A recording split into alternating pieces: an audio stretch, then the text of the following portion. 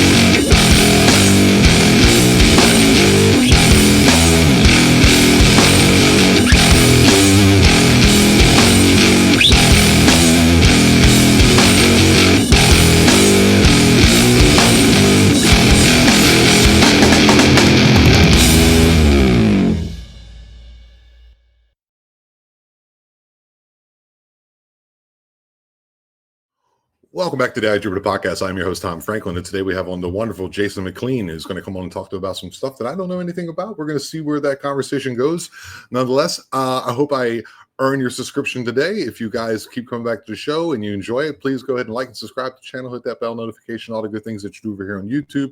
You can also find me on Spotify, as all the other places where you get your MP3s. Go over and subscribe to me as well. Share the show wherever you can. If you like, you can support me directly, or the best way, honestly, to support me is just to go ahead and like the show and go ahead and share it with your friends, because I think word of mouth is the best way to go about what I do.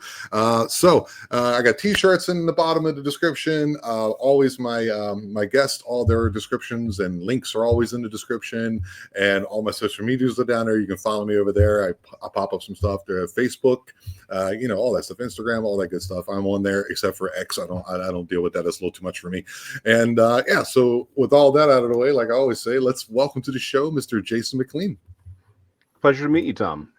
Pleasure to meet you too, man. We spoke briefly in the green room. That was interesting. That was I always enjoy meeting people for the first time. I was telling you that our buddy Jim Powell from the Night's Watch got me in contact with you, and dude, how's your day going? How are things? Things are fine. It's finally getting hot here in Texas. I'm in North Texas, and this is honestly the greenest. Like, we've had so much rain. Obviously, didn't work out all that well for a little bit. But yeah, right. We've had a lot of rain this year, and it's really only now getting hot. Normally we've had, like a week or so above 100, and like we're just now getting into the hundreds, and it's not staying consistent. So this is really pleasant for this time of year. Grass is still green. I'm like, I don't know what to do with myself. Other than that, I'm just having a lot of fun working on comics and books. Yeah, dude, that's very interesting, because I'm actually down here on the Yucatan Peninsula of Mexico, so it's always hot down here. I mean, I think like the coldest temperature I've seen for a daytime high is like 74, 75. But other than that, 110, 95, 100 degree humidity. So I know all about it, dude. And yeah, dude, it is what it is, brother. Hey, do me a favor. Tell me a little bit about yourself. Like where this kind of began for you. Maybe where we can find you, things of that nature. Well, the easiest way to find me is I'm on YouTube and Rumble, sirupapers.com, SIRU papers.com. I also have a website that basically just links you to my other stuff. It's which is also sirupapers.com. Try to keep it easy for everybody. So just SIRU papers.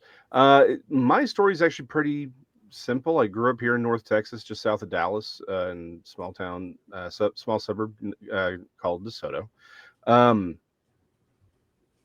Grew up a young Earth creationist, believing in a lot of things. Had my encounter when I was 12. We'll talk about that probably here in a little bit. And I didn't believe my own encounter at all because I'm like, it can't be what I couldn't have seen what I saw where I saw it. So lived my life always sort of on the side of thing, on the crypto side of things. And I knew Craig Woolheater back when he was still doing Crypto Mundo. Like that was the big cryptozoological website. Um, I met Lyle Blackburn, Ken Gerhardt well over 10 years ago, and I knew them for years before I eventually came out about my story. Because the thing is, I still was like, there's no way I believed it. And talked to them because they were doing a thing. Ken and Lyle were doing a thing, and I just realized I did see what I saw because Right. they were already talking to people with similar encounters near where I was, and so that sort of allowed me to move to the public facing part of what I do, and did a lot of actually did a lot of on the ground where I was, and learned that there's more than enough evidence that there is some sort of breeding population of pterosaur Wow. that is here and really has been here for a long time. What's funny is I am the dumbest person on earth. I actually wrote a book called Wyvern. I think I took it down. It was a very, very, very short booklet, like 20 pages, I think.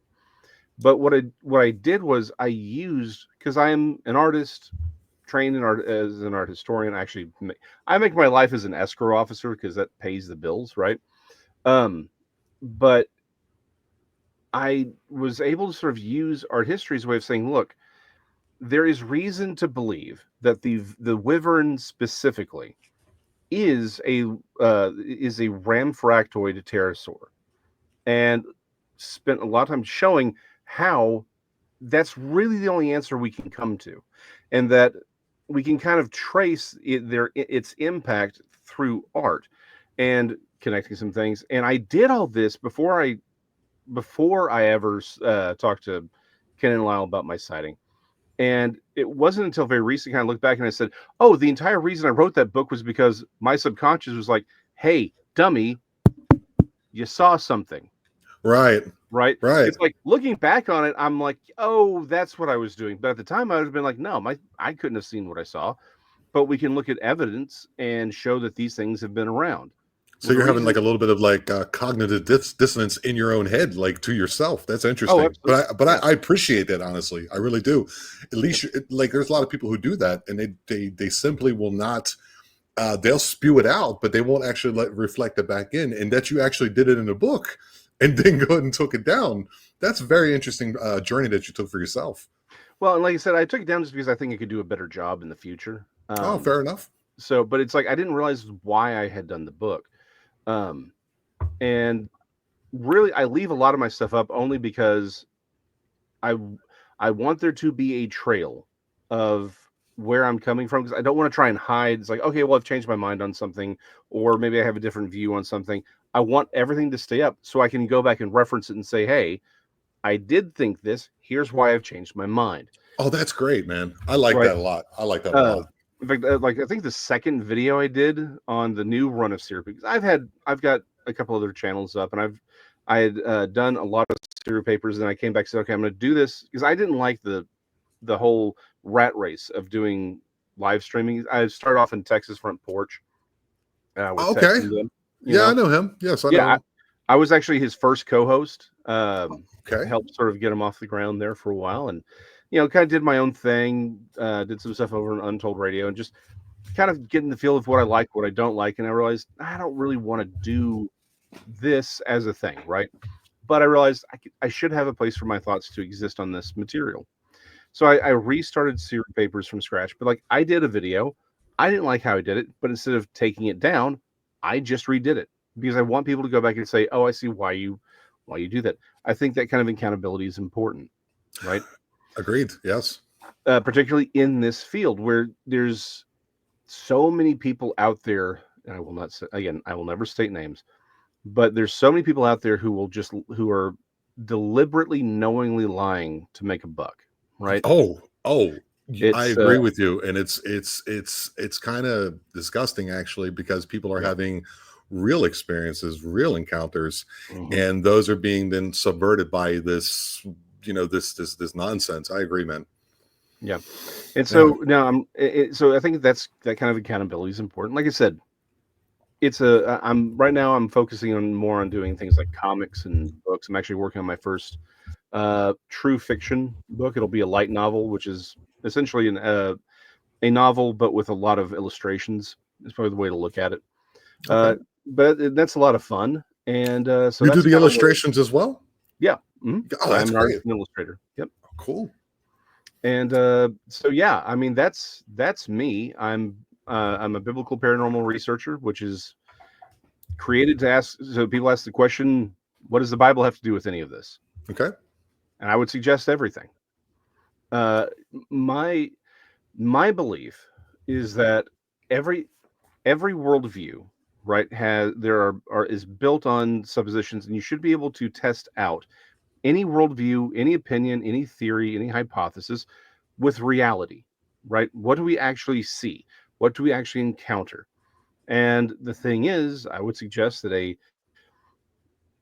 biblical worldview actually predicts what we find in nature and what we Okay. actually observe rather than necessarily what we're told reality is half the time, right?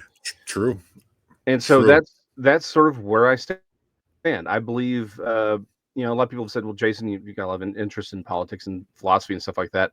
It's like, why do this? Because haven't you sort of sacrificed any any of those thoughts or desires by doing this? Because now you're the crazy guy who talks about Bigfoot and living pterosaurs. And my point is, there's plenty of people running around doing all this other stuff, right? There really is. There isn't Right. a lot of people here talking about this in this space. But more importantly, is I believe politics, culture, and philosophy are the children of worldview.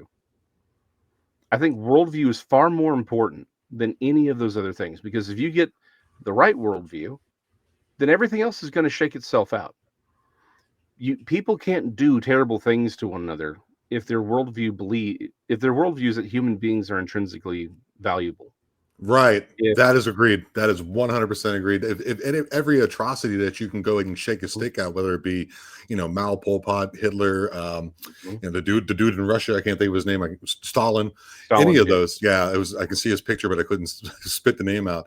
Every yep, time the genocide in Rwanda in 94, any of those things hmm that you can look into, you can see the first thing they do is yep, dehumanize. And when you don't see people as humans anymore, then you can do the most awful atrocities to them. I agree. yep, 100%. And again, that's the whole point. Is that if the I would suggest the biblical worldview represents what we act and explains, not just explains, but predicts what we find, right? Okay. And a great example of this would be what I saw, which is why you had me on here to talk about living pterosaurs. Um, and we can talk about living dinosaurs in general, but allow me to throw one little seeming kink into all of this, and then then we can move forward. Because again, I think everything we need to have all of our cards on the table. While I'm a young Earth creationist, I use the word young in quotation marks because I'm not saying it has to be 6,000 years old. It could be much older, right? There's a lot. I agree when people say like the genealogies are not intended to be read necessarily as the way we would read them, where a timeline can be created, an accurate timeline would be Okay. created. Okay, that's fair. Complete. I think that's a uh, because a lot of things in scripture are used as literary devices that's so foreign to our concept that we don't see them, right? And so I'm very open to things probably a little bit older than that. However, that having been said, I still think it means something. There is Okay, still yeah. intent. There's Yeah. still like uh, it's like you can say, "Hey, well, these things are literary devices." That's great, but they still mean something. It's not just it's literary device, so I'll just make it mean whatever I want. Right? That's not how that works. They're still telling this story that doesn't line up with what we're told reality is. So you Okay. know, living pterosaurs. Pterosaurs are just reptiles. They're not dinosaurs. They're reptiles. We have, turtles and crocodiles and snakes, and they seemingly go all the way back, right? So there being a pterosaur or a group of living pterosaurs does not necessarily mean the Earth is 6,000 years old or 7,000 or 15,000. It doesn't have to mean that, but it's one part of data. It's a set of data that suggests that the story we are being told is inconsistent with the reality we actually live in. And that's the important part for me on this. Okay. Um, and so let's just start with my story, Sure.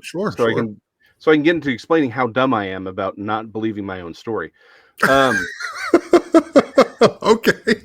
so I'll keep it kind of short. I do like the longer version in my book Metroplex Monsters, but the easy story version of the story is, for those who don't know, North Texas sits on a very large, essentially slab of limestone, right? Essentially, Texas used to be covered in water until the ocean realized, oh crap, this is Texas. I don't belong here, Right. and left. The way Right? the way God intended it, buddy. Exactly. So there's this massive limestone slab that we sit on, and like every other, we used to call it just chalk rock, but it's limestone, has a fossil, like just all of its aquatic fossils, right? But we have a very thin layer of soil on top of it. So in North Texas, most of the really large creeks are cut into that limestone. Okay. And of course, obviously, it's North Texas, so we don't really get a lot of rain. We get a lot in the spring. Normally, we have flooding, and then it's kind of dry for the rest of the year. Obviously, we do get some rain, but mostly it's dry. So the It really reminds me big so much trees, of here. It yeah, reminds me so much. That's exactly what the Yucatan Peninsula is. It's an mhm, outcrop that used to be on the bottom of the ocean. It's all yep. limestone. There is actually no like rivers. They're all underground, and they have these Oh, really? sinkholes called cenotes. Yeah, Yes, it's like yeah. underground rivers, and Mhm. it's dry for about half of the year, and then half of the year it rains in the nighttime. But other than that, or in the evening, excuse me. Other than that, it's kind of like we're talking the same. Very thin layer of Yep. topsoil, very rocky. It's very Hmm. interesting. Yeah, again, we're not all that far apart, from a sort of geographic location. True. Um, so yeah, so that's basically North Texas, right? The reason life exists here at all is because of the Trinity River and the tributaries, right?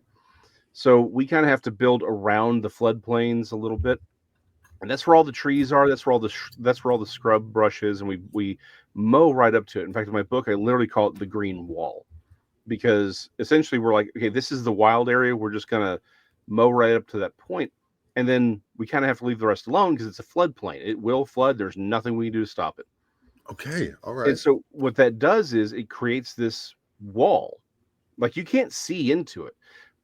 You go across any highway, any road here, you'll see that line, and it's a green wall. And the thing is, once you get past that, it's basically open, and that green wall is heaviest around all of our deeper creeks and rivers, because again, that's where the water That's goes. where the floodplain is, right? Hmm. Exactly. So it's real easy for things to move in and out of there. I mean, you could move a whole army of elephants; no one would see anything unless they're literally in a bridge looking down. Okay. So growing up, we would go to the 10 Mile Creek, which is on the south side well, actually runs right through DeSoto. It was just south of where I lived.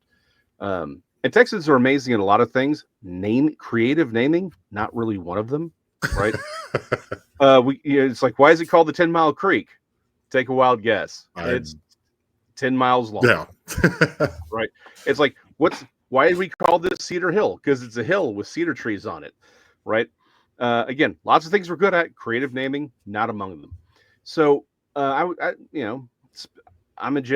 like the last year of Gen X, and so like a lot of us, I spent my summers in the creeks and fishing and being in nature, because it's like, no, get out of the house. And Yes, I'm 1980, so that's like in yep, 79, 80 is like the last year. I'm with you. That's yep. exactly where I am. So I was out, just with my friends. It was like, or with a friend of mine, and it's about 11 a.m. and I'm like, I'm not yet 12. It's 1992, so I'm 11 and a half at this point. and we were wrapping up fishing. It was like 10:30, 11, and so these creeks are particularly the 10 Mile Creek is like 10 to 15 feet below basically where the ground is. Mm-hmm. And the only way to get in is there were these places where the walls kind of collapsed in and made like a little bit of a shore. Okay, yeah. And the creek's like 10 feet, it's like really 15, 20 feet apart in some places, but we're definitely 15, 10, 15 foot down on average. And we were packing up. He was already kind of up the incline through the tree line, and I was packing up. I had made it up the collapsed wall part, and I just entered the tree line when I heard something that I'd never heard before, and it was loud, and it just like you can sort of not just hear the direction, but you can hear like it's coming towards you, or maybe something, or it's aimed away from you, and it just felt like it was coming towards me. And the only thing I can describe it as is it sounded like an ugly crow. Okay. As far as that caw, but it's like it was louder, and it was an uglier version of it. It's the only way I have of describing it. And so I'm like, the heck was that? And I poked my head out, and I see what I think come. So I'm essentially in the middle of this straightaway, right? Because it's a creek, so it meanders. But I am literally in the middle of this straightaway. It's maybe 50 yards across, or 50 yards long, rather. I'm right in the middle of it, and I'm elevated now. And so I see what I think is the biggest blue heron I've ever seen in my life. Wingspan around 8 to 10 feet. Because again, I can see the walls. Like I can see it. I know how wide this thing. So I'm like, that's a massive blue heron because it's the same color. The wings were sort of shaped the same way, and I thought I saw its legs sticking out behind it. So I'm like, oh, it's a really, really big blue heron. And then it gets right in front of me, and its right wingtip is 5 feet from my face. Oh, wow. And that's when I realized what I'm looking at doesn't have feathers. Oh, shit, dude. And I'm like, what is it? There's that moment of I'm not looking at, because when a heron flies, it does that S curve thing with the neck where it sort of puts the back of its head on its shoulders, right? Right. And it sticks its legs out. Well, that's when I realized I'm not looking at the legs. I'm looking at a tail with like this little sort of almost diamond-esque shaped flange at the end of it. Okay. And then I just watched it as it just goes on by and then banks right and disappears. And that's it. I don't mean disappears. I just mean it disappeared around the corner, right? Right. And the guy I was with came right down. He's like, "What are you doing?" I'm like, "Did you just see that pterodactyl?" And he's like, "Stop messing with me. I'm going." And there was this. I didn't believe what I saw because I'm like, I live in DeSoto, Texas. Dallas or DeSoto stops where Dallas begins. I live in the 7th largest conurbation in the country. There's no way I saw what I saw. Okay, that's a big word. What's conurbation? Metroplex? Yeah, a metroplex. Yeah. Okay. Essentially, it's not a singular city. It's a group of cities that's metroplex. Yeah, a metroplex. I'm from the Baltimore, Washington, Philadelphia, New York. Yeah. That's a huge one. It's like probably the biggest one. Yeah. Oh yeah. So, it is. So you feel me. So yes. So I'm like, there's no way. And I sit down and I pull up my favorite dinosaur book, and I'm flipping through because I knew it wasn't a pterodactyl per se, right? Because pterodactyls are different from rhamphorhactoid pterosaurs. Pterosaur is a bigger family, but I was like, it's not because most people think of pteranodon, right? Because it's got the long beak and it's got the crest, no tail. That's what Raquel Welch was fighting, back in the day. Oh yeah, back in '66, yeah, exactly. That's what, the Flintstones had, So, but I'm like, that wasn't what I saw. But I knew what I saw wasn't right, and so I'm flipping through and I find them, and it's this family called rhamphorhactoid, right? In the name for the Rhamphorhynchus, it means tooth-beaked, and generally they were smaller on average, and they had a long flanged tail. And I'm like, this is what I saw. But I just realized no one was going to believe me. And I'm like, I couldn't have seen this because even though, again, my father took me to the Creation Evidence Museum. I knew Dr. Baugh when I was a kid. I went on fossil hunts with them. But, I believe the Loch Ness Monster existed at that time. Okay. But those things only existed in strange, far-off locations like Scotland, right? They don't exist where I am. right? Right. Where you have the one in Champlain Lake in New York. Yeah, That's still far away, though. I mean, that's still far right. away. Yeah, you've got Lake Champlain. You've got the Pacific Northwest where Bigfoot was, and at that point, that's the only place I thought it was outside the Right, Himalayas, right. right? So I'm like, Dad, there's no way. This is where I have to stress I'm an idiot. I think it was 2 years later. The Mysterious Origins of Man came on NBC, and it was narrated by I just forgot his name, Charlton Heston. Okay. Charlton Heston, and it was on NBC. And it was like, hey, here's all this weird stuff that doesn't make sense with the world around us. This is where I was first introduced to David Hatcher Childress, right? And my father got the companion video cassette for me, and I'm watching it, and it's talking about the sightings of living pterosaurs in Texas, but that's all Brownsville south to the Rio Grande Valley. Okay. As anyone can tell you, Texas is really big. We're really, really big. So I'm thinking, okay, well, it's Brownsville, the Rio Grande Valley.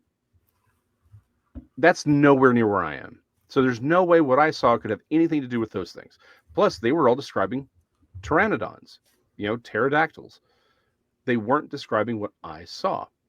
So I just said, okay, I must have misseen this. I've never heard anyone talk about living pterosaurs in North Texas. No one else is talking about this. I have to be wrong because things like that don't live here. And even though I've got I literally have the video cassette where they're talking about these living things in my state. I'm like, that's too far away. Again, I'm 13, 14 at this time. I don't realize birds can travel thousands of miles in Well, it's their, understandable, man. We had 12, 13, 14 years old. yeah, The like, you're starting your hormonal stage. There's a lot of things that are just, you can also remember, there's a part in your mind, you go, did I remember that wrong? You know yeah, what I mean? You question yourself, but at the yeah, same time, it every was day. only 5 feet away from you. So then it's like that you haven't, like, once again, this cognitive dissonance in your mind. So it's Mhm. understandable. It's understandable. So I go off. I have, normal adventures, college. I get married. And there's some stuff that happens around college too that would come back to affect my Bigfoot career that I fell backwards into. Opened a comic book store, closed the comic book store. But by that point, I had met Craig Woolheater with Cryptomundo, right? I've been in this. I've been on the back end of a lot of this for over 20 years. Because again, I Okay. kind of technically got my start in the 90s with creation evidence. And like I said, I had known Ken and Lyle for years, and then they do a an introduction, or let me phrase it. They're doing a pilot for a show, and Lyle was like, "Hey, does anybody have any stories about things in swamps?" So I fire back, being a little bit of a smartass. Uh, how about pterosaurs and creeks? And he goes, "Oh, actually, that's perfect because we're doing one of the shows is on the Oklahoma Demon Flyer and living pterosaurs in Oklahoma." Oh, wow. And Okay. I'm like, I'm sorry, what? By the way, for those who don't know, when I say Ken Gerhart, the man is literally the greatest cryptozoologist alive right now, as far as I'm concerned, for my money. But he literally wrote this book. Hold on.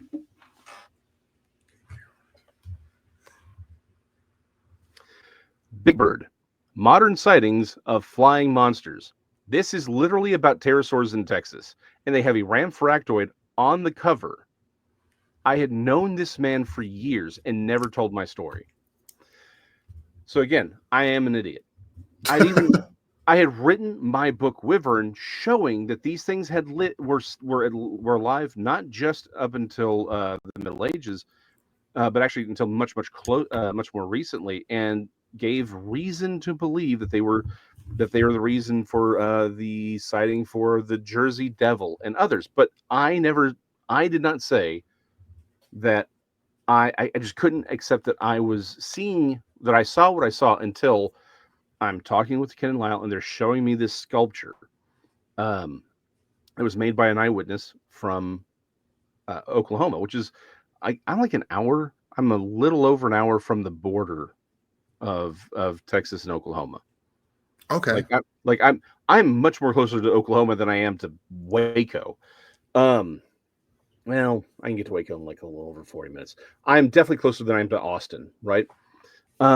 So I'm looking at this, and he did it the way I remembered it, right? It's like, yeah, its neck curved back on itself. It looked like a again, a blue heron that was wrong. It's like it looks like a heron, but it's not. And that's when I realized I'm not alone in this. Right. And so that's when I kind of turned towards a more public facing aspect of my research and start, interviewing, working on the book, being more public about who I am and what I do. And so I start finding random people. There were people I had known for years. I mean, decades. They're like, okay, since you're doing this, I got to tell you a story. Now, they weren't always about flying pterosaurs, but I was shocked by how many people had stories of flying pterosaurs. People I'd known, people I just, and I, when I was just going around asking people, for my book, I would go to just drive all over and go and find something and say, hey, do you have any weird stories about anything weird that's happened to you? And they're like, well, what do you mean? It's like, well, what do you mean by weird? Right? No front loading, no nothing. How often people would say, well, you know what? Because I told them I was working on a book and about the weird stuff of North Texas, and they're like, well, let me tell you this story. And they're talking about flying pterosaur or living pterosaurs or something else that happened. It showed up way more often than I realized. Wow. And people are still coming. Ken says he's got like 50. Last time I talked to him about this a couple of years ago, he said he had over 50 accounts of living pterosaurs. And I realized my that like I only had I think I've only got 10 or 15 at this point. But those are entirely separate from his. And again, I don't know if he would call all of his pterosaurs per se, but flying anomalies would be the best way to classify it. And the thing is, I'm very, very particular about what I say is what I classify as a pterosaur, because I do have this other large flying thing that I can't say is a pterosaur because they didn't get a good enough look at it, right? Okay. And so I have way more of these accounts of people saying I'm driving at night and this thing they'll just say it's a big bird, but they don't. That's the only word they have to use, right? Yeah, it's been in my purview for a minute. I mean, you kind of, if you're get into what I'm getting into here, I've been doing it for about a year and a half, 2 years. You hear your Dogman, you hear your Bigfoot, you hear your Wendigos, you hear your Nyatalushi and all these, and then I don't know, just something ran across, and I was like, really, like, because being someone because you're saying these words, I'm going to write them down that way I can actually look into it myself when I go ahead and put the description in, because I think I want to make sure that what you're saying is then, accurately represented. So I appreciate that. Right, of course. So, but I do know the word pterodactyl, you got the Flintstones and all this, like you were talking exactly, about. Yeah. Mm-hmm. So when I hear it, it's something that, it's not out of my, realm of understanding that I need to, dig into it. But it makes complete sense, being a person who's actually witnessed one of these things and then starts going around and starts finding it, leads a lot in credence to the how would you say it, how often it's happening, but also being in a place where like Texas is kind of like, people are very stoic.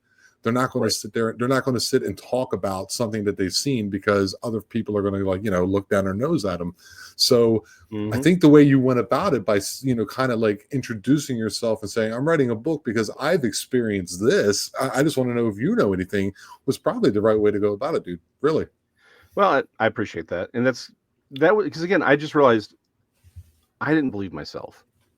It wasn't until I was given evidence that other people, and they were describing the same thing, and literally everyone I believe that had an actual encounter, because there's always going to be people who come along with something and, it was a pterosaur and it had electric wings and it had a mohawk and it talked to me and it smoked weed with me. You're like, okay, right. I have a distinct feeling this may not be what you think it is, right? But everyone that I believe literally starts like this. There's only like two that don't really fit this mold, but that, for other reasons, because of the context. But it's always, I thought I was looking at a heron, a pelican, a crane. They'll use whatever word, but they're always describing one of the larger birds that will do the S curve thing with their neck, right? Because they have a longer neck, so they rest their head, and it's like, but then I got a closer look, Right. like that's the next word. It's then I looked closer, and I realized I was not looking at this thing.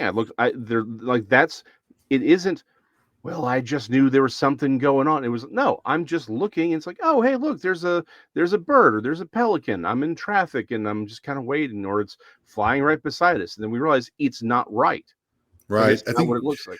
you have to kind of develop a toolbox when it comes to talking to certain people to see. It's difficult because there are people who can just look right in your face and lie to you. We know Oh this. yeah. Oh And yeah. there's been, Oh yeah. especially doing what you've done and what I'm doing. I'm sure it's happened on my show, but I try to get everyone the benefit of the doubt because I want other people who really do have it to be able to come on. Yeah. And it's hard to sit right there and go, "Hey, dude, I think you're you're blowing smoke on my butt here." But yeah, it's very important to develop a toolbox in which you can determine whether a person is trying to tell you the truth or not. It's hard to do. It really is. Oh, it's yeah. That was again. I'd done sales for a while. So my Oh father yeah. would, Yes, there you go. I That's a learned, good place to come from. yeah, I learned how to sell from my father. Who he ran his own mechanic shop, and the one thing he always said is, you have to care about the person, because he's like, I can sit here and I can BS them, or I can tell them the truth, but I have to be able to explain it to them in a way that they understand what I'm telling them. And so you learn to read people while you're doing that, and that's how. And I learned to do that, and I realized, okay, I got a ton more sightings and things. I just don't. I have them on the sort of shelf, because Yeah. I don't know that I'm being told the truth here, right? It doesn't mean that they're always lying, in so much as, they may just have misseen what it is. So the reason I keep my numbers very low on the pterosaurs, because I want people to see pterosaurs. Like, I want that story. The problem is, I do want it, and so I have to realize that my own personal bias is going to is making me want to move towards believing somebody. Yeah, So you're filtering it. Mhm. You're trying to filter the stories you're having through your own. It's the ego is a completely wrong word, but the word close to that one, like Right. your own kuth, your own morals, your own values, and Right. you want it to be as honest and as close to the truth as it possibly can. So therefore, you keep your numbers low. And that is very commendable. Nobody wants to do that anymore, especially nowadays. In the old days, Yeah. like your dad and my dad, it was Right. like a man's handshake is worth more than any ink on any paper. You know what I Yes. mean? And so we have those values still that are intrinsic within us. That is in our culture, actually. It used Yeah. to be anyway. Yeah, it used to be. So it's one of those things where because again, I do take all this seriously. I genuinely believe that because I focus on the beginning with creation evidence and the end with eschatology, because I believe it's the middle of the book that matters, right? Because the middle of the book is where we are. So if I can show you, hey, there's stuff going on, people talk about it in times, like, okay, cool, let's look at that. But if I can show you that the beginning of the story, the beginning of that book is accurate, that what you would expect to find is what we're seeing. Living dinosaurs. Fossil record doesn't really make sense. Evidence of cataclysmic events. If that beginning of the book is matching up with reality, that means the middle of the book is also matching up with reality. And that's a big thing, because that's where we live. That's where we are. Every Okay. person who's ever lived has lived in the middle of this book. When you're saying cataclysmic events, are you talking like not Graham Hancock, but his partner? Oh yeah, yeah. The name David is he has the David big. Hatch Childress. No, it's another gentleman. He always goes to the Badlands and he shows where he thinks a meteor strike hit. Oh yeah. I'm terrible with names. I'm terrible with names sometimes too, Yeah. but yeah, like things of that nature where you can see like the water come up and all of a sudden it can kind of explain a lot of actually, like the biblical floods and how the flood is actually found in through like every everybody's, Yep. like grounding or basic, culture from the beginning and stuff like that. Things of that nature is what you're trying to refer to, right? Yeah. The flood of Noah is a worldwide cataclysmic event that every culture remembers in one way or another. Yes. And what I found is, because again, a lot of my work was originally I was actually going to be an archaeologist, but I kind of, after speaking to enough people, I realized you find the wrong thing, you become a florist, right? Okay. Because the modern academia believes in science in quotation marks. Yeah. You find the wrong thing. They will be happy to have certain conversations within a certain realm of parameters. But you're like, hey, by the way, what about this thing over here? You don't get to talk about that thing if you want to keep your job. So I kind of went Oh in a different yeah. direction. Oh, dude, you just struck. Uh, And by the way, the name was Randall Carlson. I pulled it out. I finally was able to pull it okay, out there. Yeah, cool. exactly, dude. If people just, I say dude a lot, it's my thing. But if you Yeah, just fine. look at like Egyptology itself, just look at Oh Egyptology, yeah. and that's everything you need to know. From there is your starting point into what Jason is talking about. I'm speaking to the audience now, as if they're here in the recording as we're doing it. But if it was live, it would be different. But that feeling. Yeah, I completely understand. Academia does the horse blinders, and if they don't get paid, they don't get grants, and they Yep. don't do a lot of things. Oh, it was Clovis first. Oh, was it? Yeah. There's a lot of things like that. Oh that yeah. bug the crap out of me. Absolutely. So, and this kind of ties back into how do we? Because the one question everyone has is, how do we still have pterosaurs? Well, like I said at the beginning, we still have snakes and turtles and crocodiles. So, if you Right. want to believe the Earth is universe is 14 billion years old because it blew up randomly on a Tuesday, that's fine. There is a way for there to be pterosaurs alive today. It does become a problem, though, right? Like no lie, this and other creatures that we can talk about here in a little bit. The fact that they still seem to be around is a problem, unless the flood was much more recent, and that's the thing that caused these mass extinctions. And I would suggest the fact that we have fossils is the evidence of that flood, more specifically, because because again, the thing about science is it has to be testable and repeatable. The Yes. problem with the question of origins is that it's not a question of science; it's a question of history, because by definition, origins cannot be repeated. I cannot scientifically Right. prove. I can't scientifically prove that Napoleon was at Waterloo. I can't. Right? No. What you can That's do. dude. You're killing me, dude. Keep going. I'm really enjoying that. That was a great statement, dude. You just kind of rocked my world right there for a second. That was great. Thank you. I have to give that one to my father-in-law. It's a Yeah, so you have, but you're having your moments too, Jason. Just go for it, dude. You're doing great. but it's like I can prove scientifically that someone that he could have been there, but I can't prove that he was there through science. I can use history, but that's the whole point. This is all history. So what we have to do is we are reconstructing what occurred in the past with what we can work on today. Fossilization, and anyone will tell you this, requires water, right? All those buffalo, right? That Wild Bill Hickok and his buddies slaughtered in the plain, not one of them are going to be fossilized. My cat that I buried last year is not going to turn into a fossil. What requires fossilization, and this is something that is provable, documentable, we see it all the time. In fact, you can send things to, like you can send a teddy bear, or a friend of mine sent a Coke bottle to these places, and they can mineralize them because it requires water with heavy minerals in it. It Right. requires, and the fact that we have fossilized, and I don't mean just preserved, we'll come to that in a second, but fossilized soft tissue shows that the fossilization happens really, really quickly. Going back to those, Oh, okay, dude. I see where you're getting at. All when right. people say, "Hey, these things take millions of years," it can't take millions of years, or it wouldn't fossilize because it would decay. On top of that, again, my favorite fossils are fish fossils. I think they're beautiful. We have thousands, and I do mean thousands, probably millions, of not just fish fossils.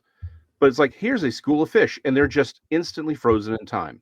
Here's one fish eating another fish, and they're like half in, half out. Oh, And like a it's flash instantly freeze. frozen. Yeah. And they're just Yeah. bam.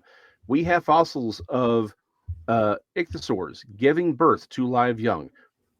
We have mosasaurs that show that they also would give birth to live young. We just don't have them where they're coming out, right? But it's there inside the mosasaur. We have tons of these stories, and then we have all these other fossils where it's like, here's a velociraptor fighting a protoceratops, and they were like clearly fighting. Well, if fossilization is this random thing that just kind of happens and they die, then you wouldn't get that. Yeah, dude. In nature, if something dies in nature, it is gone inside of a week. So the question becomes, well, how do we have these fossils? More, and here's where it gets worse. What about the trackways that we have? These fossil trackways of dinosaur footprints and sometimes birds and some. When was the last time your trek through mud turned into stone? That's a damn good point, man. That's a damn good point.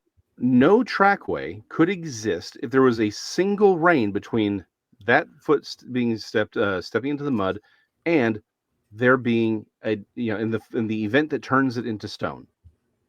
There can't have been a single drop of rain between then and that event.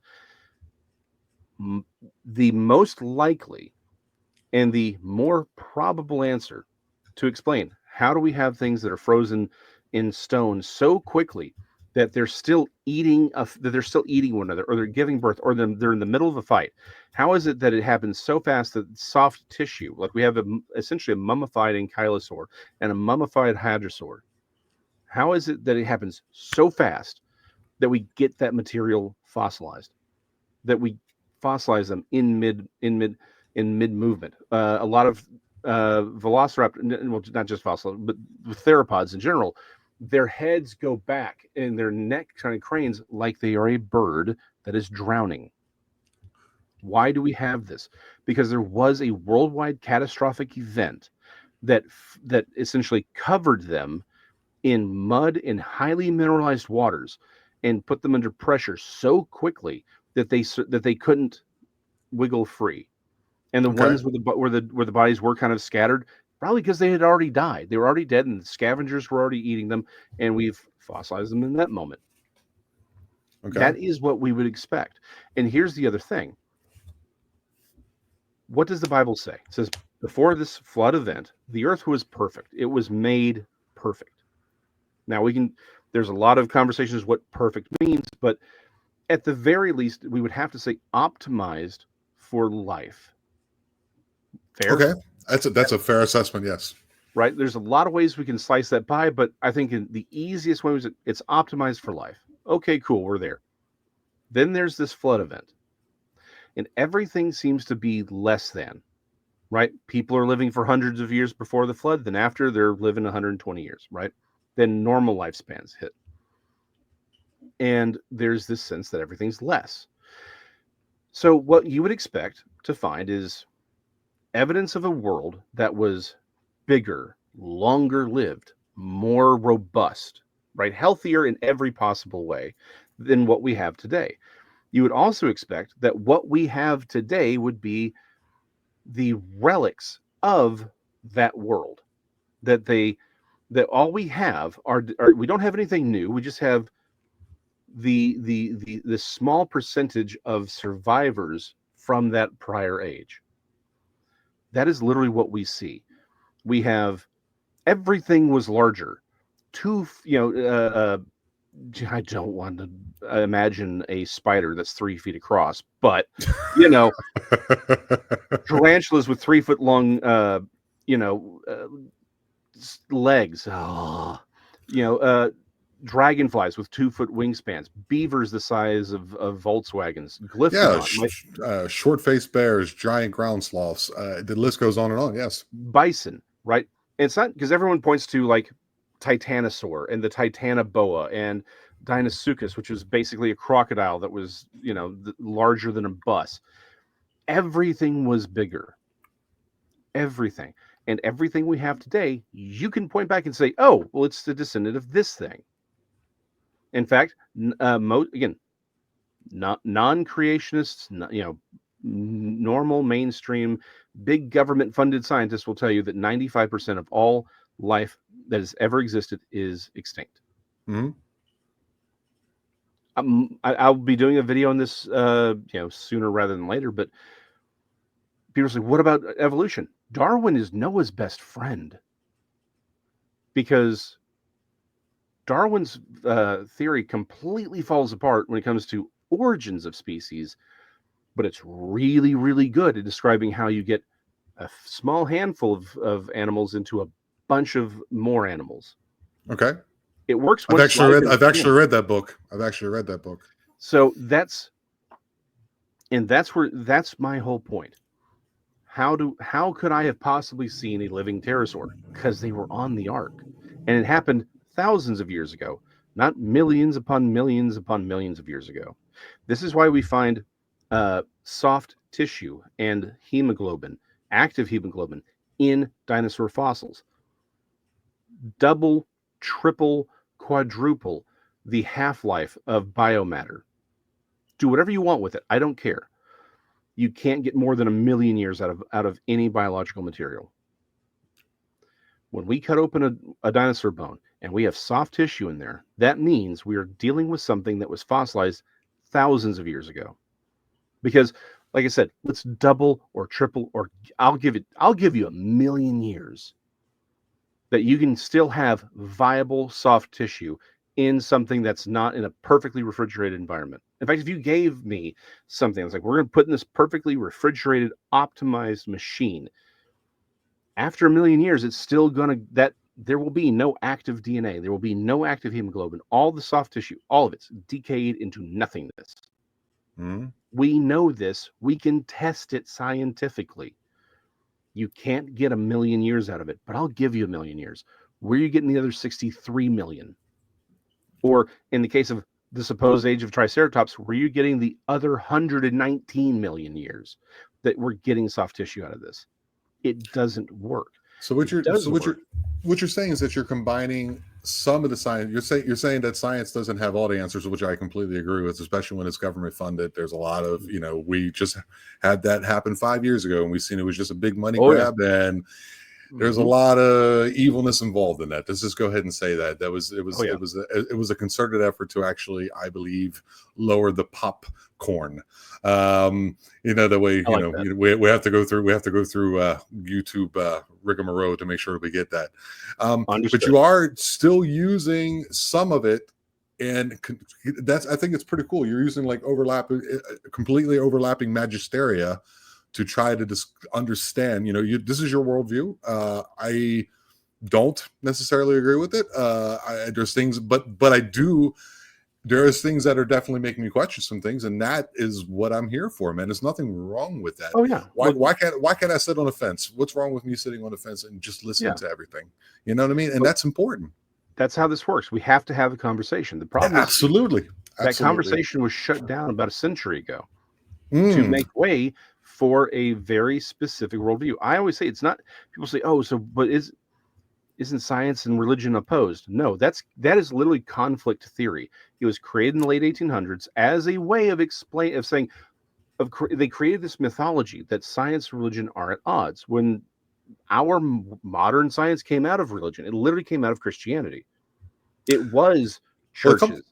I think it It, kind of came out of more of like a philosophy, isn't it? If you break science down, it's basically a philosophy in which we try to understand the natural order. right, but who? It's a philosophized concept in which you say, okay, if we use these steps Mhm. and we're able to then, to do it again. To the word, you're much better spoken than I am when it comes to these things. When you're able to reproduce the Mhm. findings, then we can go through and do it again. And that's the thing about science, like true science, not Right. what It we are is. confronted with today, is a good thing. And I don't know exactly its origins, but as far as I understand it, the way I try to understand it is that it's basically a philosophy, basically. Well, it is. It is absolutely false. It's also, by the way, a folklore, but that's a whole other kettle of Oh, fish. okay. People don't the people because people misunderstand what folklore means. But that's a topic for a different day. Okay. The modern scientific method comes out of the Catholic Church. It literally comes out of Christians, because Christians said, "Hey, hold on. God is knowable. He is understandable. He created reality to be understood, and for us to understand him through it. It is literally all of the great academic institutions were religious institutions. All of your initial scientists were Christians. They were Of saying, course, that's true. and that's so the whole point is this conflict thesis arose in the late 1800s as a way of creating an artificial conflict, because people wanted to say, hey, hold on, we don't want to have essentially there was a conversation that was had. It's actually very public in the 17th century. Actually, I'm sorry. 19th century is when the conflict thesis arose. 18th century is when this conversation was had. During the French Revolution, they were socialists. They wanted to find a way. They said, we got to find a way to replace Christianity in the minds of the people so we can create our utopia. Our atheist utopia was what they wanted to create. And so this is where things like the Ice Age came from. They said, how do we explain erratics? Because erratics, for people who don't know, is a geological term where you have, like in the middle of England, in the middle of these fields, there's these massive boulders that are not native. The stone is not native to the area. It came from hundreds of miles north. They look like giant river rocks. And so forever, people have pointed those that this is evidence of the flood, that these stones had been transported during that cataclysm, and this is how we know this happened. So they said, we got to come up with another idea as to how these rocks could get there. And so they came up with the Ice Age. And again, that's a whole other topic for another day. But the point is, there was this narrative that was created so that of way of sort of artificially creating a dichotomy. It's like, well, if you believe in science, you can't believe in religion, right? That they're at odds. Okay. It was one of the early psychological operations, because like a lot of things, anything that's false, if you ask enough questions, it falls apart. For example, right? You ask enough questions, suddenly a lot of your answers aren't, the math don't math on those answers. In the same way, it's like, well, the Earth is billions and billions of years old, and these dinosaurs are millions upon millions, tens of millions of years old. Well, why are we finding active hemoglobin then? Because we know we can do the science. We know biological material doesn't last that long. Don't ask that question. This is a bit of a... I'm sorry. I'm trying to find a natural pause. I promise. No, you're fine. Yeah. Just a question. You can school me on it, like, because I don't know. Okay. So this is because scientists will tell you something. And for example, I used to have a telescope that was in Germany, and I was just interested in looking at things. There's a difference between knowing Jupiter because they told you Jupiter exists and actually seeing it through a telescope. Yes. Okay. So that's I enjoy that a lot. But I have also seen the Andromeda galaxy through the telescope. And the Andromeda galaxy is supposedly hundreds of millions of light years away. So how does that, like, I'm not saying it conflicts because we're trying to mend bridges here, but how do you fit, how does that fit in with your worldview? No, that's a great question, right? So here, we have this question in our head of, well, it's so many miles away, light only moves at this speed. This means this has to predate us by millions of years, if not billions of years, right? The question I would ask then is this: what is the first miracle Jesus performs in the New Testament? I am not a biblical scholar in any sense of the word. It's okay. It's okay. It's a rhetorical question. I was going to answer it. Okay. I'm not setting you up here, man. I got you. It's okay. I knew that, but I figured I'd play with you still. No big deal. I appreciate you committing to the bit. I really do. So Jesus' first miracle is turning water into wine. Okay. And there's a lot of really interesting theological conversations that can be had about that event, but we'll put that to the side. What is wine? Wine is grape juice that has been fermented over long periods of time under very careful conditions, so that you get the fermentation process to get the alcohol. And when the steward who's over the wedding tastes it, he says, "This is the best wine." And the reason he was like, well, it stands out is because if you have a party, right, you put the good stuff up front so that by the time, everyone's A little sloshed. a little sloshed. That's when never like the one thing my father got into wine when he got older. He was like, we went on this wine tasting. We came back with this wine. I thought it was brilliant, but it was awful when we got home. And it's because he realized, oh, we'd sobered up, right? And you don't even have to be drunk, because you go to wine tasting, you're not getting blitz. You're just taking little sips. Well, but alcohol dulls the taste buds. So you put the good stuff up front, and then the bad stuff you save for the end because no one's going to notice, right? Sober or not. So he's saying this is really, really good wine. Well, really good alcohol requires large amounts of time, right? It's not just that it was fermented. Again, the apostles are accused of being drunk on new wine during, later on in the book of Acts. New wine's cheap, right? It's out. You got the alcohol. You're good to go. Let's go do some day drinking, right?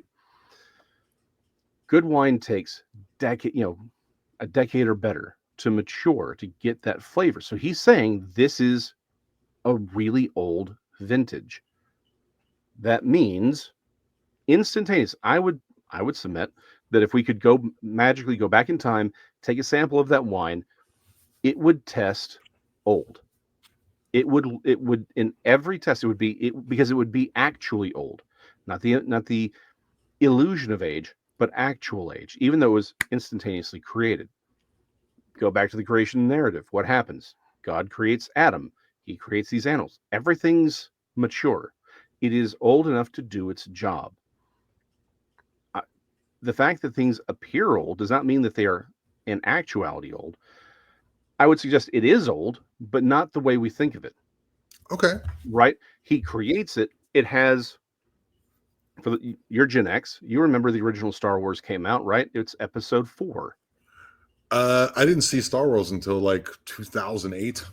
Oh, that hurts me. That hurts me. I'm wounded deeply, sir. Yeah, but I didn't watch a lot of Star Trek though. So okay, we're good. That was my thing. We're good then. We're all right. Okay, we'll get there, buddy. Yeah, we're good. But right, like Star Wars, the original Star Wars is episode 4. There was no episode 1 through 3. Right. But it acted as if it was. In the same way, God can create he's not creating the universe at day 0. He's creating it as old as it needs to be to do what it needs to do. Okay. So it's a great question that you're asking. Like that's a valid question. It's a great answer. The answer is a great answer. We can see it, because this is why I'm like, we don't need to be pointing to the distance from galaxy to here or galaxies to here. Although, again, I love astronomy. With the new JPL, like we keep finding things that aren't supposed to be there. Oh yeah. Yeah. So it's like, hey, maybe that's not really the answer, because again, we're trying to use science to answer a historical question. And so we need to be able to do things that we can test. Dinosaurs were living creatures. They are now fossilized. We know what fossilization is. We know what it takes for that to happen.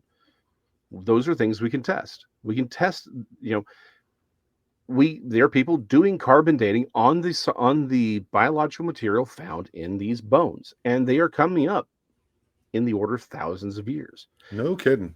That I did not know.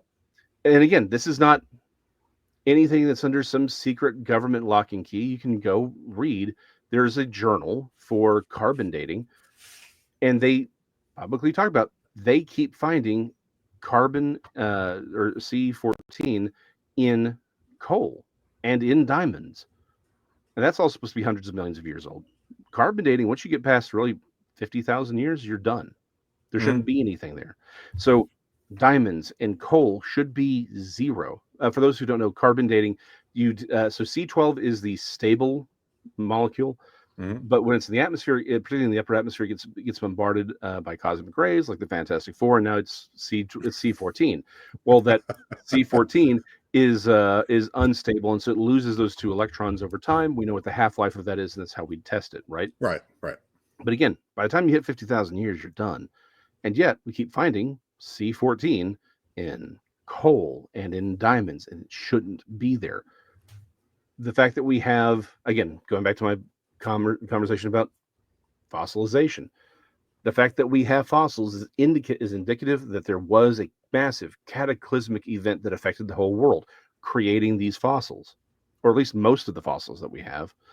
The fact that we have soft tissue and blood vessels and all this other organic material in the bones themselves indicates this did not happen that long ago. Okay. The fact that we have animals that are so closely related to the things we find in the fossil record, but they're just scaled down versions, that's what you would expect to find if the story of Noah is accurate. Again, there's lots of ways to slice that pie, but as a generalization, that's the best answer. And so why do we find living pterosaurs or living sauropods throughout history? Why do people talk about creatures like, hey, this is a dragon? But they don't tell this weird mythic story of this thing guarding gold, or it's just, hey, there was a dragon and we killed it and we put its head on the wall and that's cool, right? Yeah. And Like, there's dragons all over all these flags, especially throughout England and those Nordic countries. It's very interesting, and all over the world, actually, Asia, China. It's a weird thing. It's a weird thing. and I'm not even suggesting that all of those dragons necessarily are real, as in how they are depicted per se. And I think not all of them are the same thing. But the simple fact of the matter is, this is a motif and a theme that goes all the way back. And you have a lot of stories that just don't have that mythological feature. And going back to my studying of the pterosaur, right? The reason I point out to the wyvern as a very specific thing is I think it was what they were seeing. Right. Wyvern, again, we tend to think of dragons. We think of what we think of as dragons. It's like, guys, this is a modern idea, right? As far as how we draw them, right? How we render them. But you go back 1,000 years, no dragons didn't have the dragon tail, right? Where it has that little triangular Right. flange on the end, right? All the heraldic art, all the art of the Middle Ages and before, they just had like the tail of a snake, right? Because they were just reptiles, they were serpents. There was a story in France around the late 1400s, early 1500s, of a farmer who was just taking his cattle to drink, right? And this little dragon shows up and hisses at his cattle and scares his cattle, and so he's trying to just get it away, and he hits it over the head and it dies. And he was like, I didn't mean to kill this thing, I just wanted to get rid of it, right? He wasn't being mean, he was just trying to get rid of it, but it died. So he takes it to Paris because he's like, hey, I accidentally killed this dragon, but I figured y'all would like to have it, right? Because it's Paris. There's a museum, again, an academy. And so they put it on display. Now, about 100 years later, we have 3 different artists over about a 20-year period that draw the remains. It's clear, because these were finally naturalistic drawings, it's clear the remains that they were drawing was a gaff, right? It was a gaff is like the Fiji mermaid, right? It's animals that have been taxidermied together to make a sort of a joke, like a jackalope. Okay. A woolly trout, right, or hairy trout. I know a jackalope. I know what that is. At least that one I do know. It was clearly a gaff because we could identify the skull and everything else. But which would make sense because, again, it's 100 years later. The original had decayed. There was nothing left of it. So they put something else on. It's like, okay, well, we'll taxidermy something so it looks like what we had originally. And here's where it's important. It has a face, it has a sort of a reptilian face with a tooth coming out of its nose. It has one pair of wings, one pair of legs. There are claws in the wings, like where the wing goes back. There are these 3 claws. Right. Yes. Mm-hmm. And it has a long tail. Well, it's at this time, the 100 years prior to these drawings being made, that the dragon tail, that triangular feature, enters into heraldic art. Interesting. So prior to that, no one's drawing dragons with what we would consider a dragon tail. After that event, everyone's drawing dragons with dragon tails. And of course, dragons are connected to Satan throughout the Bible. So that's when they started giving Satan that sort of forked tail, right? That's where that comes from. But it's a very specific moment of time where this event happens in France. All of a sudden, people are going and seeing like, oh, dragons have this little weird flange at the end. And again, that's all soft tissue. That goes away very, very quickly. But that's when it enters into heraldic art, and from there it gets spread out. But again, those drawings that were made about 100 years later of that gaff, which was clearly a gaff, it has the spike coming out of the nose, has the 3 claws and the long tail. You combine that with the heraldic art, that is what they were calling a wyvern, is what we would call a rhamphorhynchus, or a rhamphoractoid, or at least something from the rhamphoractoid family. And rhamphorhynchus means tooth-beaked. Okay. That's why this is important. Where Pteranodon had an actual true beak, right? The rhamphoractoids, but the rhamphorhynchus specifically, has like a reptilian face, but has a little spike coming out of its nose at the end of its snout. It has this extra tooth that makes it look like it has a beak, even though it's got teeth in the rest of its mouth. That is what they were drawing, is this thing right here. Only there's a spike coming. There should be a spike coming out of this one's nose. So what we have is evidence that these things have been around forever. People have seen these things. Okay. The Jersey Devil. There's a lot of folklore and mythology yes, involved. But when the main thing is, there was a sighting. The drawing that we have that everyone points to was made by an artist from the Philadelphia Inquirer, I believe. And it was this mass sighting in the late 1800s, where it's broad daylight and this thing's flying through Jersey, and everyone's freaking out. The artist who made that drawing for the newspaper didn't see what everyone else saw, and he didn't take their statements seriously. He took them literally. If you look at what they were describing, this thing had the head of a deer, and it had bat wings, and it had a long tail that was bifurcated. Okay, well, hold on. We have to remember, dinosaurs were a brand new thing. And the reconstructions were terrible. They didn't know what a pterosaur was, much less a rhamphoractoid, right? Right.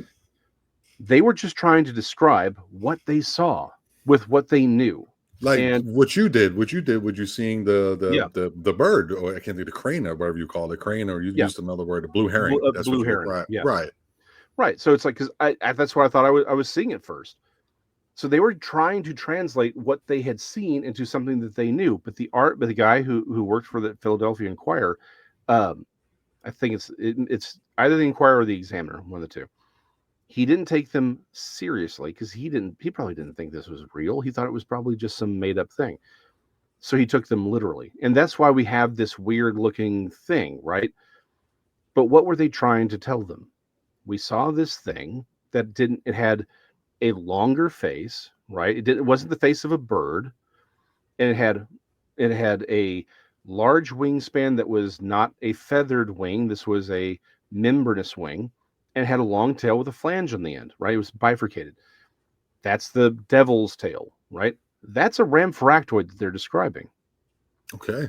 They just didn't have the words to describe it. They couldn't say, I saw a pterosaur. They didn't know what those were. Right. But it matches. What do you think? What do you think these? Okay, you were saying that you have these floodplains, and you have these these areas that are kind of slightly or at least inaccessible to a lot of people, or it's not developed or settled. Right. So where do you think they're in caves, or they're in trees or hillsides? Where do you think these things might be if we were to go look for them? Well, man, if I knew that, I'd have one. If you had to hypothesize, right? No. And so here's the thing, right? There is a long connection with them and caves, right? There's a lot of that. What I would suggest, though, is I think the problem is we think, oh, it flies, so it's a bird, right? And so we imagine they have a nest somewhere, and they go back to that nest, and that's what okay. That's not what these things are. Reptiles. That's not how they behave. Okay. I would suggest we need to be looking at it more like turtles, like sea turtles specifically, right? They go somewhere, they lay their eggs, they cover them, in whatever material they're going to lay them in, and then they leave. They're highly migratory. They're not just hanging out in one spot. They are just constantly on the move, like a sea turtle. That's why we have sightings of these things in North Texas. And it seems like, honestly, the best sightings I have go from my area west. like look, I can track them. And they're heading out west. I've got several out of Crosbyton, out of Lubbock, which is right next to it, and we have them sighted all over Arizona. We have them in California, but That's we why I also heard have Arizona. That's why I was here in Arizona. Yes. Arizona, California. Now, but we do have some on the West Coast as well. People talk about seeing them in Georgia. I think what we see is they move in patterns, right? So the problem is they're not in just, if these things stopped in one spot and just hung out like a normal bird would and then migrate later, I think we'd have plenty of evidence of these things. I think the most, what I would call nobies, or naturally occurring biological entities that are cryptids. They are small. I mean, the population is very small. Probably, we would call them critically endangered. But they essentially exist there's some aspect of their existence that makes them difficult to access. Okay. And on top of that, modern science doesn't want to deal with them, right? Because they are calling things into question. There's one of my favorite stories. I will keep who I heard this from, only because I don't really have permission to tell this story, although this person has told it publicly. I didn't get formal permission, so I don't want to say it. But the Creation Evidence Museum that is in Glen Rose, Texas, right? I forget who. I want to say it was one of the big atheists. They'd come down there and he said, and he called the news media and he goes, "I'm going to go in there and I'm going to take a look and see if these people can change my mind." And so he walks in, doesn't even walk down the stairs. They have stairs and then a little ramp. He just looks around and then walks right back out and says, "I haven't seen anything that changes my mind on anything." Right? The simple fact of the matter is, anything that calls the mainstream narrative into question cannot be addressed. So when people say, "Hey, there's a living dinosaur," people don't want to deal with that, right? Bigfoot in and of itself is a problem. Big problem. Right? The paranormal. Big problem. Supernatural. That's the problem. We're all good. All this whole area, me and you, we're completely fine in all that. All that is, I'm not saying we're not fine in the others as well. It's not what I mean. You have a worldview, and you're saying, this is what I grew up with. This is my culture. This is what I know. And this is where I think it actually really, shines through and fits like Legos together. But when it comes to like, they have to go actually look and see. They're going to be doing, I think it's in the University of North Carolina. I can't think of the name of the gentleman. He's got a strange name. He's going to be doing lessons and lectures on Bigfoot, and they're actually going to be sending in, DNA evidence to actually, kind of nail it down a little bit more. So there's things that are happening. Most of it's still being shunned, as you were mentioning, for sure, because they don't want that, because it goes into their pocketbook. They want that new car. They want to have that swimming pool. Well, and I think there's actually so here's the thing. We tend to think, oh, well, this is the mainstream. This has been the mainstream for like 50, 60 years. I mean, 100 years at best. Right. This is all relatively new. That's the whole thing, is like everything else. Something goes and becomes vogue. It becomes the hit. Everyone has to comply with it until it no longer holds up to scrutiny, and then it falls apart, and the new paradigm comes in. Yeah, right? Paradigm shift. Yeah. So this, the problem is, what did Douglas Adams say? The world the way it is when you were born is how it has always been and should be, and is the natural order of things. And then anything that happens after you're 30 is against the world, is terrible, evil, and the fall of mankind. Right.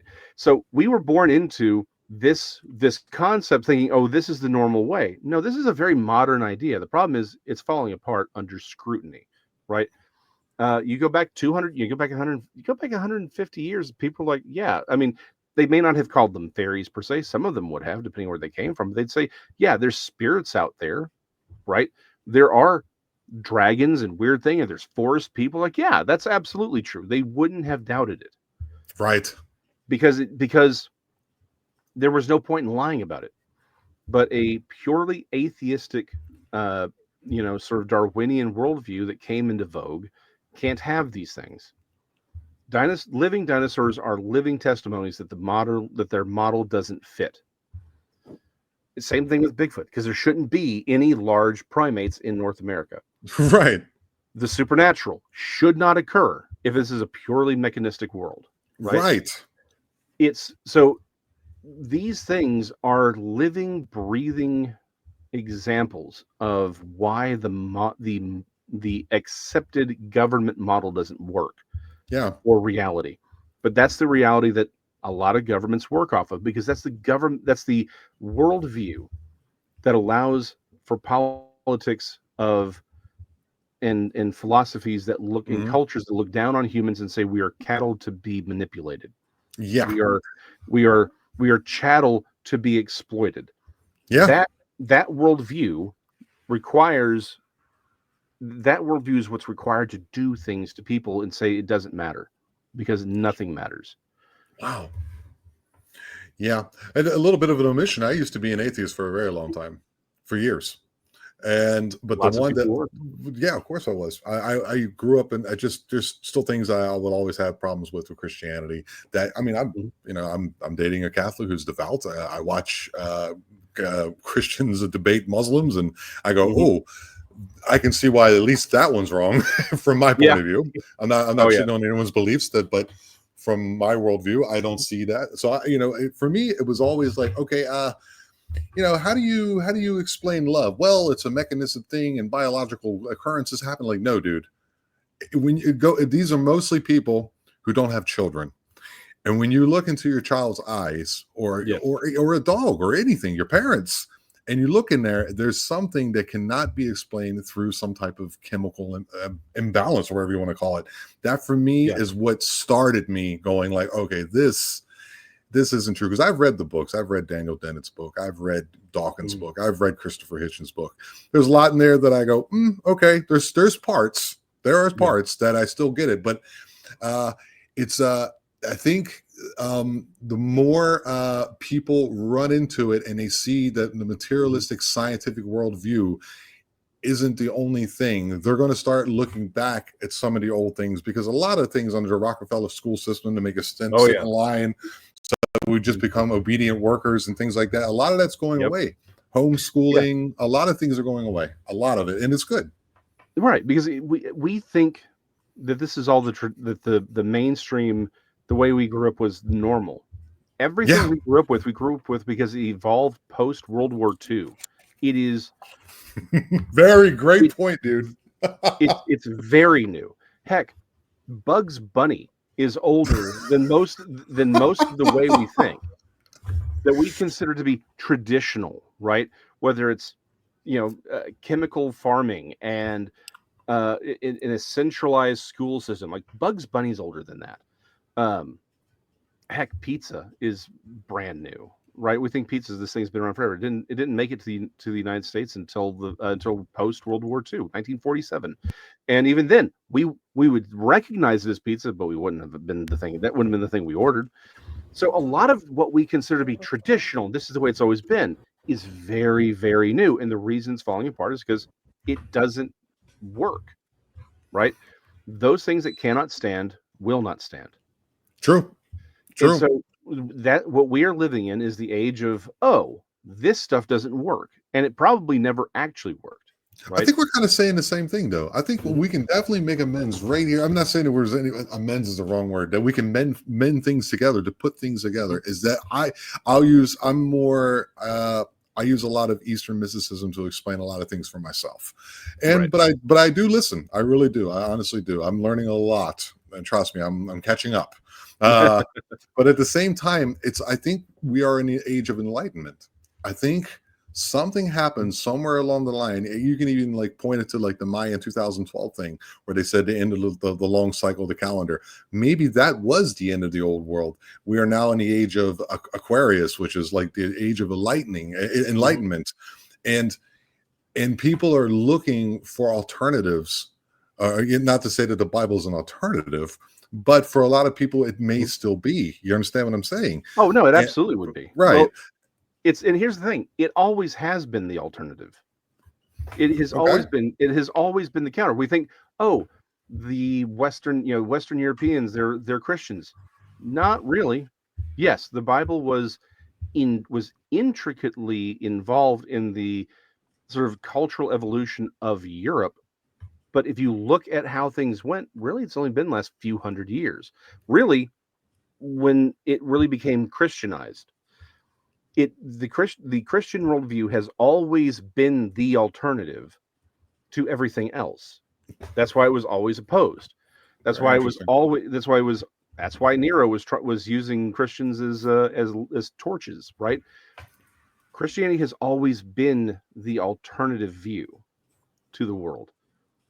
It does because it doesn't come naturally. Dying to oneself, considering loving your neighbor as you love yourself, praying for your enemies. These are not Yeah. native. The And again, Trinity. The Trinity is the a very Trinity. difficult concept for people to understand, and I actually do understand it. The way I understood it was like how was it? You're going to get the Father, the Son, and Holy Spirit. Okay, the Father is the mind, the Son is the body, and when you speak words, the air that comes out. So you need all three to create the sentence, to speak it into existence. You know what I mean? The word, the thought. The thought comes from the Father. The body is the Son, and the Spirit is the actual breath. And I was like, oh, that makes a lot of sense. You know what I mean? There's things like that started to come to me. It's recent, but still, it's very interesting. I enjoy it. I enjoy the process of learning it, of learning about it. My favorite line is that asking any theologian to explain the Trinity will expose what kind of heretic they are. Okay, that's a good line. To know the mind of God is difficult. Yeah, because here's where let me get a little off topic, but I don't think I've ever stayed on topic in my life. The problem the Imaginary Axis. It's a comic book channel, but he has a really, really great video series on Darkseid from DC Comics and explaining him. And the reason I use this is because he has this really great metaphor that I want to use here. Every time, all throughout Scripture, and people who've had near-death experiences, they always describe heaven, the spiritual realm, as being above us, superior to us in every way, right? Imagine you were trying to communicate with the original Super Mario, right? The old 8-bit side scroller. And you ask him, why don't you just go around the pipes and the turtles?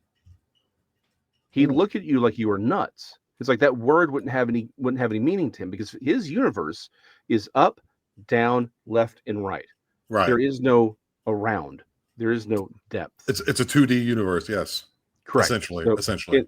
And in the same way, when we wrestle with God, we are wrestling with a being that is magnitudes higher, dimensionally speaking, to coin some Star Trek parlance here. It is multiple dimensions higher than we are, right? Right. He might as well ask us, why don't you just move septward? Yeah, and we wouldn't know what that meant. We wouldn't know what that means because that doesn't apply. So when people are like, well, how do you explain it? I don't need to explain it. I need to know that it's there. But the problem is we think that if we just understand something, mathematically, or if we can just figure out how it works like it was a car engine, then everything would be fine. Well, what if you can't? Because you're not capable of understanding it. Does that make it any more or less true? Does it make it any more or less impactful? Sometimes I do, as someone who is busy trying to figure things out, I do think that sometimes our desire to figure things out gets in the way half the time of what's really important, which is just understanding that it's a thing. But yeah, the simple fact of the matter is Christianity has always been the alternative. And it's always said, hey, at its core, there is a God. He created everything. He loves you. He is coming back. You might want to get that right one way or the other, because whether he comes back tomorrow or 1,000 years, everyone's going to stand in front of him one way or the other, because we all die. There's, everyone's like, well, what's going to happen in the Book of Armageddon? All I know is it's Armageddon for somebody right now. True. Somebody's going to bed tonight and they're not waking up. True.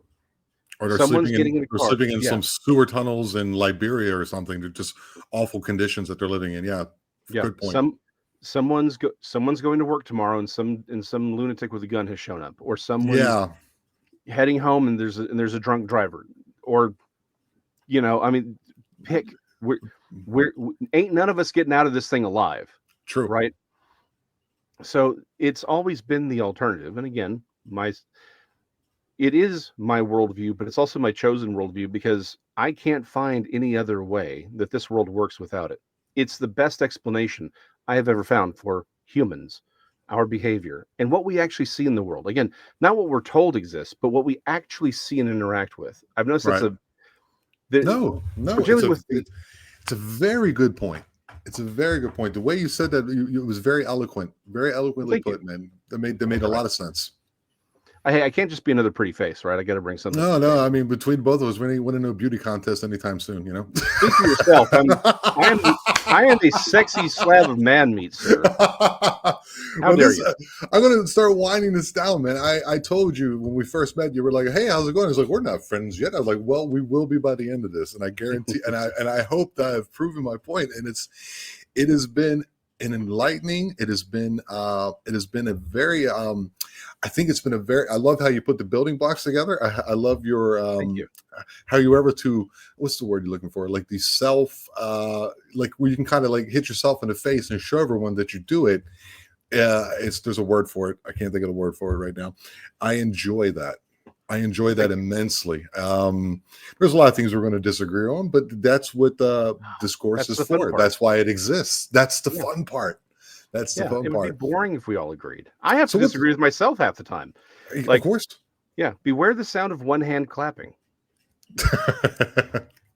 That's how hear it. There you go. That's how there needs to always be pushback because no one's going to understand. And even if we're right about something, that doesn't mean we understand all of it. We need to be constantly reevaluating. And the only way to do that, the only way to move forward is to be honest. We have to be honest about things. And that's one of the things that really frustrates me is when I see people going out and talking, they're deliberately being dishonest. Not necessarily it's not that they don't believe what they're saying, but they're being dishonest about the data because they know the data doesn't support what they're saying. Right.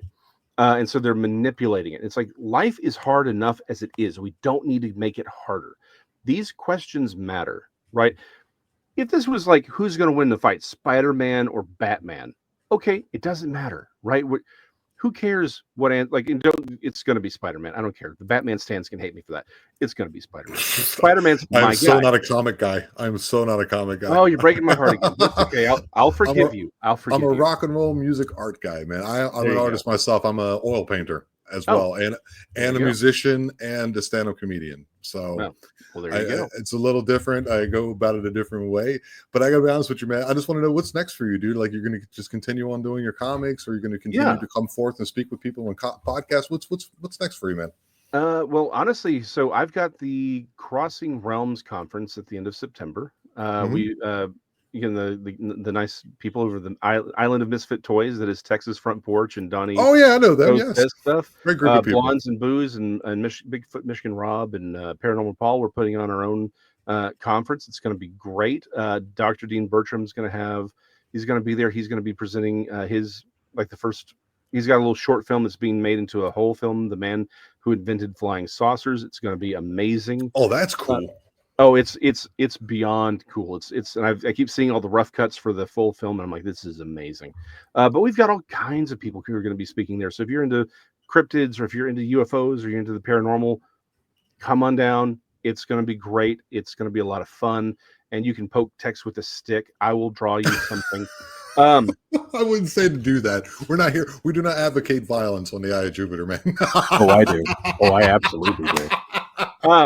But yeah, other than that, right? Again, just Siri papers. I'm going to pop on there every once in a while as I have time or something to care about, and just extemporaneously, usually talk about some things that are interesting. Again, I just did a thing. I went ahead and did it live because it was such a big topic. It was this topic of Leviathan from the scripture. Is it a monster? Is it a mythological construct used to explain things? It's kind of both. But yeah, and I did a little throw down with flat earthers as well. Okay. Previous video. So, but we're going to do things as simple as what is cryptozoology to the history of ufology, and what are some things that people don't talk about with ufology, right? There's a lot of stuff we're going to be talking about as I have time. But other than that, I'm working on comics. I'm hoping to have Choopy Rules, which is my own little personal cryptid comic strip finished. I'm going to do it as a book. I am not really doing it as a very elevated art piece. It's sort of its style is an homage to the old car magazines that I grew up my father was a mechanic. I grew up in a machine shop. So I grew up on Big Daddy Eli Roth and all. Mopar. Mopar. And my dad's a gearhead as well, so I know a little bit about it. He loved to build like drag cars and things like that. My father.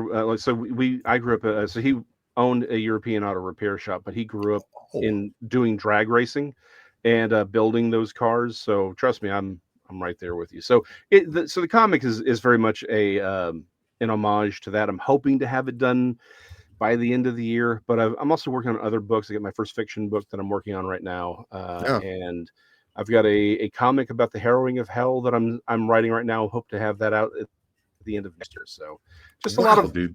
Super busy. But I mean, I know you're very busy and all that, but just speaking with you're echelons above speaking. You're a very well-spoken person, and my slight bit of advice, we don't know each other that well, but you should, whatever time lends itself and you have interest, as you've been mentioning, you should definitely be in some type of audio or video format, or what was the other? It's late at night and it's been a long day. You should continue doing that. You're very well spoken, and it's been Thank you. It's been very enlightening, and I enjoyed our conversation, man. I really have. I honestly. I've loved it. You're great. It's a pleasure speaking with you, and I hope to be back in the future. We can rap about all kinds of things. Oh, dude, we can definitely get into the Bigfoot stuff for sure. I know you probably have some very interesting points of view, and that I'd love to hear, man. So I appreciate it very much, man. I appreciate you. Thank you for okay, guys. All right, dude. Remember, guys, we are the eye, we are aware, and I love you all. Good night. You have been watching the Eye of Jupiter podcast. Don't forget to like and subscribe to the channel and hit that bell notification so you don't miss any of your favorite interviews. And remember, we are the eye, we are aware.